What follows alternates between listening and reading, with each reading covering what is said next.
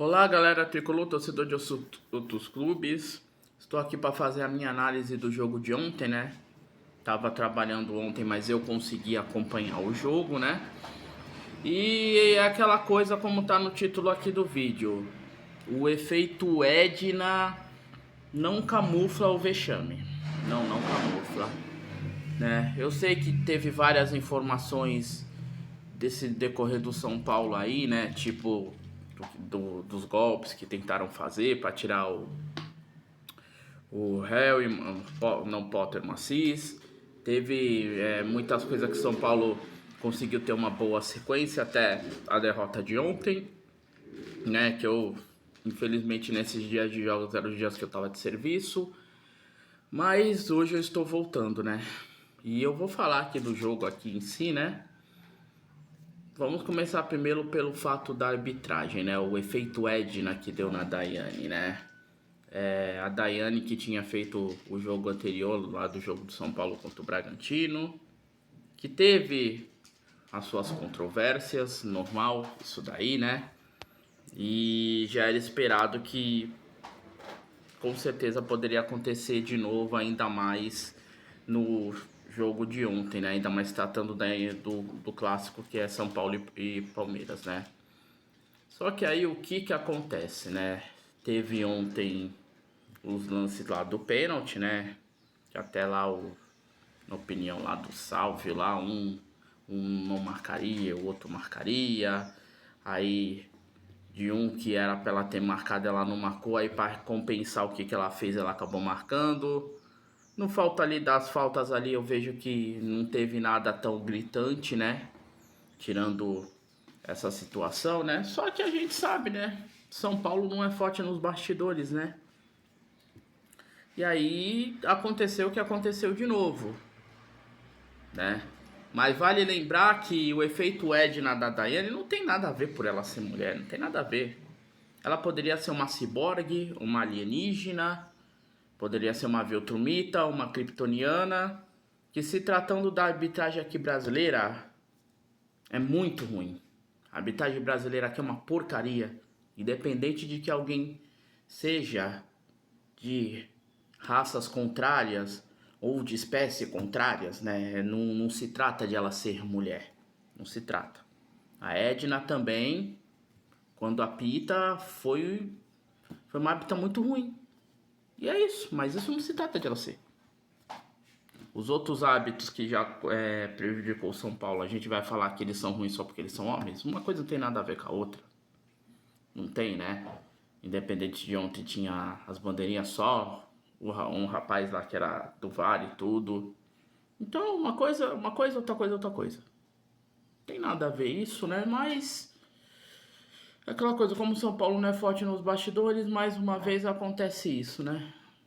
Embora que a polêmica foi mais na parte do pênalti mesmo, né? Porque das faltas, ela poderia até ter errado ali, no lance ali, que não marcou escanteio, lateral, algo do tipo, mas fora isso não teve nada gritante, né? E independente do efeito Edna, da Daiane, que a gente sabe que a nossa arbitragem brasileira é uma porcaria, isso não foi predominante para fazer o São Paulo perder. Por mais que seria diferente se o São Paulo tivesse tido um pênalti quando tivesse 1-0 pro Palmeiras, seja lá o que for, isso não foi predominante, porque isso não camufla o vexame que o São Paulo fez. Um jogo muito ruim que o São Paulo fez. E tem gente que acha que essa derrota não foi vexame. Como tinha gente que não achava que a derrota pro Palmeiras depois de ter sido campeão da Copa do Brasil lá, aquele 5-0 não foi vexame. Vai da opinião de cada um, mas para mim sim, como eu coloquei aqui, é pós-vexame. Como muitos também colocaram pós-vexame, né? Então assim, vamos lá. Tirando o problema da arbitragem à parte, agora vamos pro jogo. Que aliás todos ali estavam péssimos. Todos estavam ruins. Eu acho que com exceção mesmo, o único que para mim que eu vi que jogou bem, que era o único lado dele que ele conseguia avançar, que era na esquerda, era o Enzo. O Enzo foi o único que conseguiu ali se sobressair. Os demais foi tudo muito ruim. Muito ruim. Eu não vou nem falar do sofrível goleiro, que é aquela coisa. Eu não espero nada dele. E aí, quando a nossa zaga e os jogadores fazem erros de marcação, o que que acontece? É aquela coisa, se ele defendesse ali seria dois milagres, mas como o Barolo falou, um goleiro nota 6 não faz milagre. Então, eu não espero nada dele, não espero, né? Mas vamos lá, voltando da coisa dos tópicos, né? Que pra mim o Enzo foi o único que jogou bem, né? Os demais foi tudo ruim, né? E também não vou colocar a culpa no Luan. Não vou. Tá bom, tá fora de forma, tá sem ritmo, mas pra mim ele não foi o jogador ruim ali. Pra mim os péssimos da partida foi o Bobadilha, fato, né? O Crespo, como sempre, com as suas mexidas, né? Porque a gente pode até entender a escalação dele, mas pô, tu vai jogar um clássico com 3 volantes e deixando só o Lucas de meia? Tudo bem.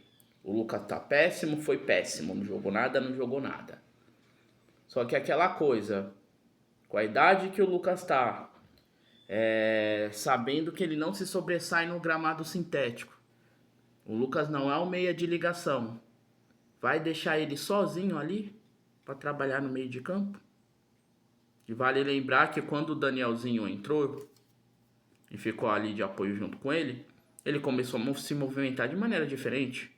Ele deu ali umas 3 arrancadas ali na frente, só que a galera ali tava errando muito passe na frente. Olha a diferença. Eu já vou falar desse fato da diferença também. Caleri péssimo, Luciano péssimo, né? Acho que nenhum jogador ali se sobressaiu, como eu falei, com exceção do Enzo. Nenhum ali, todo mundo foi muito ruim. Só que aí vamos lá para uma outra questão. Falando isso taticamente, tá? Independente se eles amarelaram, se a fralda lotou, como mais uma vez aconteceu, mas vamos falar de maneira tática. E eu falo isso e eu tô falando corriqueiro isso no meu canal, já não é de hoje. Existe você ganhar um clássico fazendo apenas um chute a gol? Que foi aquela bola lá que sobrou lá pro Lucas Ramon, que ele chutou pra lá de vai saber pra onde foi parar aquela bola ali. Era outro que tava péssimo, que não pegou bem na bola. Aí eu te pergunto, como é que vocês querem, gente, ganhar um clássico? Um jogo. Ainda mais se tratando também de um clássico. Só com um chute a gol. Se teve 2 a 3 foi muito. Vai falar do quê? Do chute do Sabino lá, rasteiro que o Carlos Miguel defendeu? Sendo que o Carlos Miguel não fez nenhuma defesa gritante? E aí? Isso daí é esquema tático, né? Aí eu vou falar uma coisa que eu já tô falando também, como eu disse, já corriqueio no meu canal. Não querendo defender a péssima atuação do Caleri e do Luciano, só que tem um detalhe. Da onde já se viu o atacante ficar buscando a bola no meio de campo? O Luciano e o Caleri estavam fazendo isso com muita frequência. O lance do primeiro gol, que foi o Luciano tentando, né, fazer a jogada de bola, ele errou ali. Dali que surgiu a jogada pro gol do Palmeiras. Tudo bem. Tudo bem não, porque não podia ter acontecido aquilo. Só que aí eu te pergunto, o que ele estava fazendo ali? Era pra ele estar à frente. O que o Caleri estava fazendo ali, que o Caleri errou umas 2 vezes ali, quando os caras tá 2 caras marcando ele ali no meio de campo e jogando a bola pra lateral. O que ele estava fazendo ali? Atacante tem que estar na área para receber a bola. Uma coisa fosse se o Luciano e o Caleri recebessem a bola 4, 5 vezes e errasse o gol ali na cara do gol, mas não foi isso que aconteceu. Ou foi? Alguém viu isso? Se alguém viu algo contrário, a gente está numa realidade totalmente diferente. E aí? Luciano e o Caleri tem que estar à frente. Se lembra do jogo que o São Paulo perdeu pro Curica? Lá que teve aquele pênalti lá que o Ferreirinha fez aquele pênalti displicente? Vocês se lembram, né? Aí eu também volto para a mesma tecla. O que ele estava fazendo ali? O que atacante faz para ficar pegando a bola ali no meio de campo, perto do goleiro? Luciano Calero tava fazendo isso direto. Alguma coisa tá errada, né, gente? E é claro que com um esquema tático totalmente ruim e ridículo, qual jogador vai conseguir se sobressair? Você não precisa ser Einstein para saber disso. O atacante tem que estar na frente e tem que receber a bola. O meio de campo tem que trabalhar e municiar os atacantes para eles receberem a bola e eles poderem fazer a jogada de gol. Mas isso aconteceu? E eu não estou falando de um estudo científico específico de física quântica. Ninguém precisa ser Einstein para saber disso. E aí? Tudo bem, Luciano e Calera é péssimos, péssimos. Como o Lucas não jogou nada, não jogou nada. Só que esses pontos taticamente que eu estou falando, quem é que ia jogar? Aí eu vou colocar 2 pontos. O primeiro, que a gente sabe, que é diferença gritante, do Crespo pro Abel. Vamos supor que o Abel inverte os lados contrário. Vamos supor que o Abel estivesse dirigindo ontem o São Paulo, com esse time. Vocês achariam que ele ia fazer um esquema tático pro Luciano e pro Calera ficar buscando a bola no meio de campo?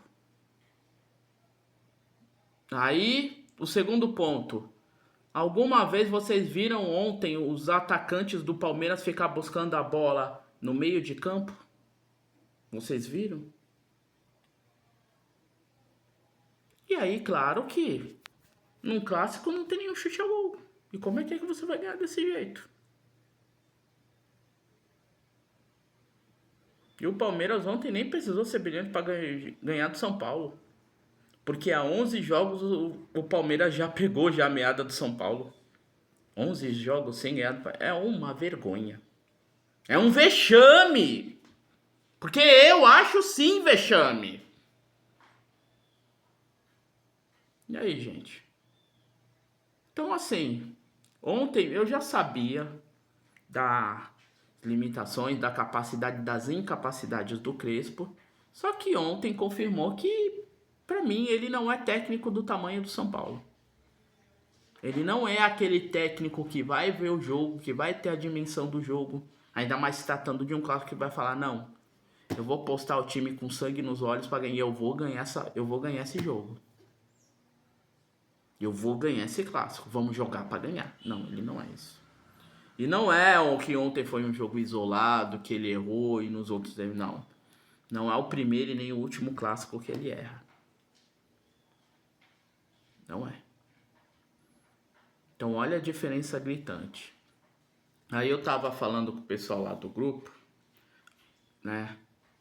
E eu vou fazer essa comparação que eu fiz antes, né? Não vou nem falar do Tele porque foi que eu acompanhei, mas eu não cheguei a acompanhar o Cilinho e nem o Rubens Minelli. Rubens Minelli eu ainda consegui ver um pouco da entrevista dele no canal do Rony, do São Paulo Raiz, né? O que ele falou. Mas claro que não acompanhei, acompanhar já é uma outra coisa. Vamos supor que fosse o Cilinho ou o Rubens Minelli dirigindo o time de ontem. A postura seria outra, né? Com certeza o time ia ganhar dividido, uma coisa que não ganhou. Com certeza o time ia errar menos. Com certeza o time ia ter chutes a gol.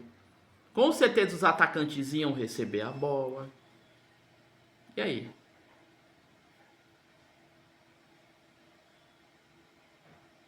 Né? Precisa muito trabalho para isso? Mas lembrando, gente, que isso é só a minha opinião.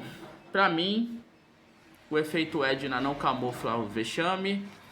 Campeonato Paulista, eu sei que não é no nosso foco, mas se tá jogando lá, tem que competir. E tem que também jogar de maneira digna. Não tô falando para jogar bonito, golear, nada do tipo, né? Nada disso. Mas que precisa fazer, estar lá em campo, precisa representar. Precisa honrar isso daqui. Vocês acham normal 11 jogos perdendo pro Palmeiras, sem ganhar do Palmeiras? Se desses 11 jogos teve 1 a 2 empates, é muito? Acha isso normal? Sério que vocês acham que a derrota de ontem, por mais que o Campeonato Paulista não fosse o foco, não é vexame?